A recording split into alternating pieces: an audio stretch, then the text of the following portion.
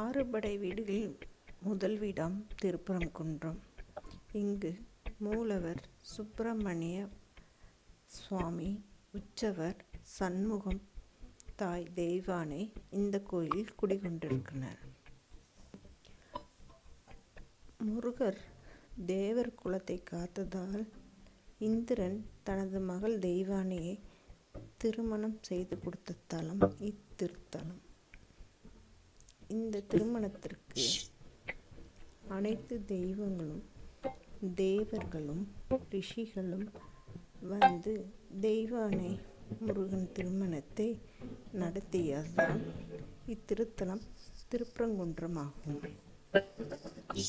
ஆறுபடையில் இங்கு மட்டும்தான் தெய்வானை முருகன் திருமண கோலத்தில் காட்சியளிக்கிறார்.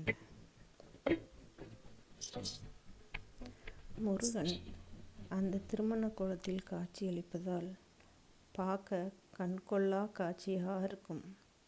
அப்பன் முருகப்பன், தாய் தெய்வானை இருவரும் காட்சி கொடுக்கும் அருமையான திருத்தலம் இது. வேறெங்கும் இக்காட்சியை நாம் பார்க்க முடியாது. வேலுக்கு அபிஷேகம் நடைபெறும் ஒரே திருத்தலம் இந்த திருத்தலம் ஆகும். இங்கு வேலுக்கு அபிஷேகம் நடைபெறுகிறது.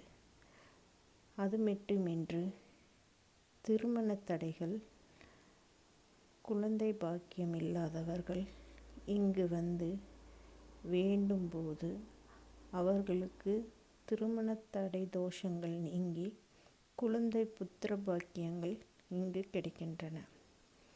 அதனால் இத்திருத்தலம் மிகவும் அற்புத சக்திகளை கொண்ட ஒரு திருத்தலமாகும்.